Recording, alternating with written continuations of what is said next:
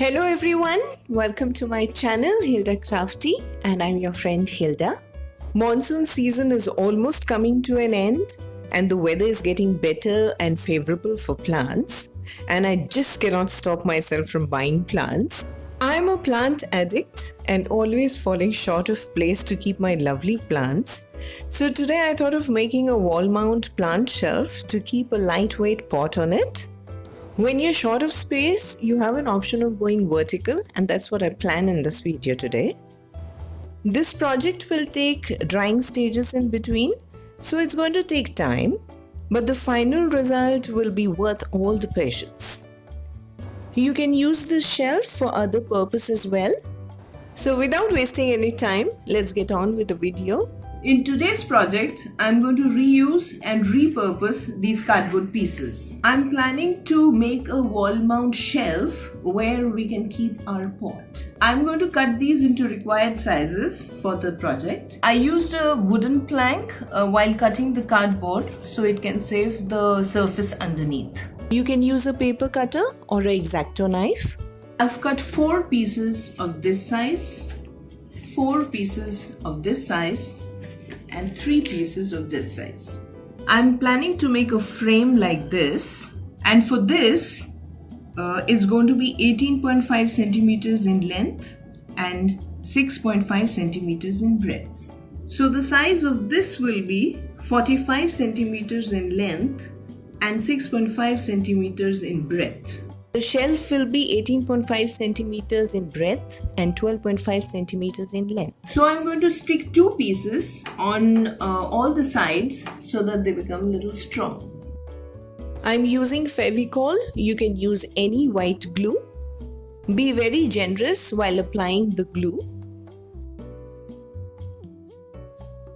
So now I've pasted these pieces, and for the shelf I'm using 3 pieces because I want it really sturdy as I'll be keeping a pot on this.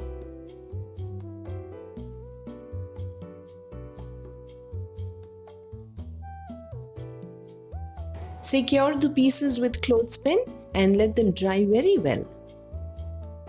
Now I'm going to use some paper on the sides so that we can cover this rough edges. For this, I'll be using this packaging paper. You can even use newspaper for this. Add equal parts of water to glue so that it's a little runny. Apply glue to the edges and stick the paper.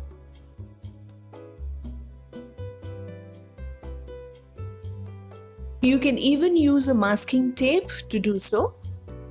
I have done so for all the sides with brown paper. It is absolutely dry, and now I'm going to fix the frame.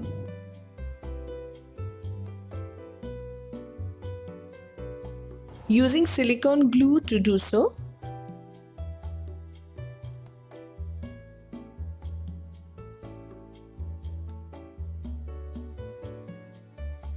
Now don't move this and let it dry completely where it is. I let this be for 2 hours and now it's absolutely dry. Glue is dry and the cardboard has become quite hard and the joints are well stuck. So now I'm going to apply wall putty on this to further strengthen it. Add water to wall putty to get a little runny paste. Make sure there are no lumps in it. Now apply the first coat with the brush. Remember to close the lid of the container. And for the shelf, which I'll be putting here, I'll leave this part and I'll apply wall putty to the rest of the area. You can add a bit of water to wall putty to get the same runny consistency. Now let's do the second coat as the first coat is absolutely dry.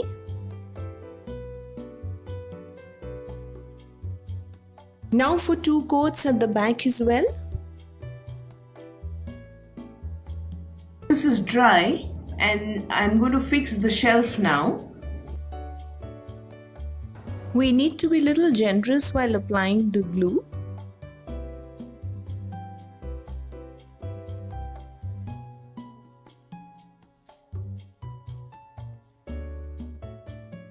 Fill the space at the back with glue to make it very sturdy.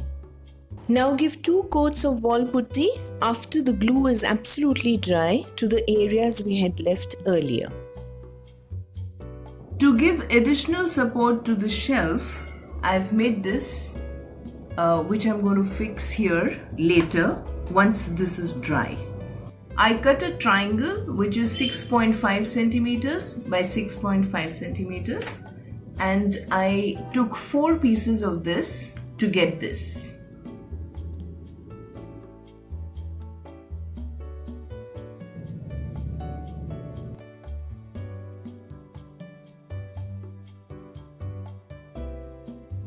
Fix the triangle at the center for a good support. Now apply 2 coats of wall putty to the remaining area. Fill the gap with thick wall putty paste to make the shelf absolutely sturdy. Apply the runny paste to smoothen the area. Don't move this and just let it dry absolutely well. Apply a hand cream as wall putty makes your hands very dry. Now this is absolutely dry, so now let's color it. Using chalk paint as I'm looking for a matte finish for this project.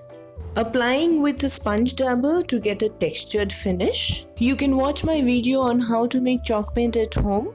Link in the description box and in the I button above. While coloring the shelf, don't use much force and use your other hand to give support from below.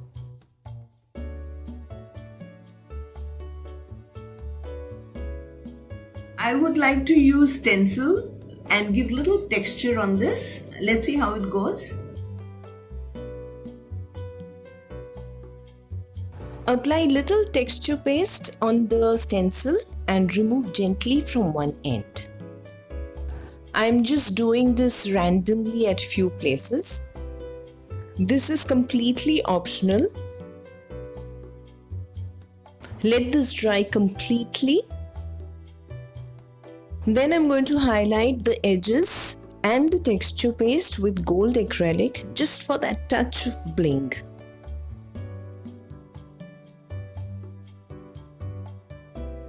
After the paint is dry, I'm going to use matte varnish. Matte varnish goes very well with chalk paint as it adds to the look. Now I'm going to stick these hooks at the back so that I can hang this. I got the hooks from a hardware shop. Using F6000 as this is strong and perfect for this project. Let this dry very well. I left it overnight for best results. Now let's hang this and see how it looks.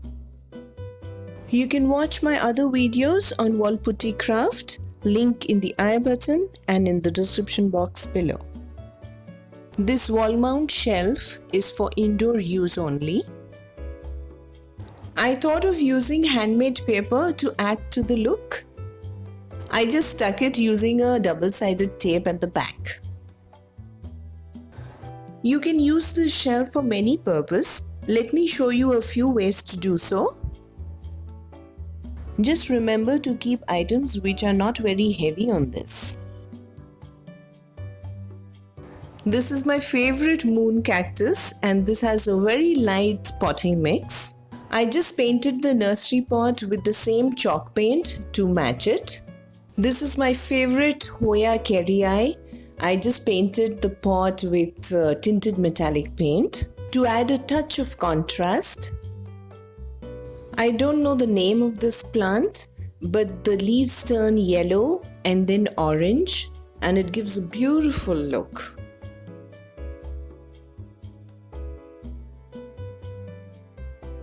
I have a few Buddha in ceramic in different colors and I think this is also looking lovely on this shelf. Like to add here that I did not sand the wall putty after it was dry as I wanted this uneven texture. For a change, I can keep these cute ceramic houses which I have collected over time. So we can make a few of these wall mount shelves of different sizes and colors to pep any wall of our home, and a plant on this will be like a cherry on the cake. All items used for this project are mentioned in the description box below. If you wish to buy anything online from Itsy Bitsy, then you can use my coupon code Hilda5 in caps. Link and coupon code mentioned in the description box below. Every house has waste cardboard pieces, and instead of throwing them, we can turn them into something beautiful. I hope through this video I have inspired you to reuse and repurpose waste material. This is all for today. Have a great day, and I'll see you in my next video. Until then, take care and bye-bye.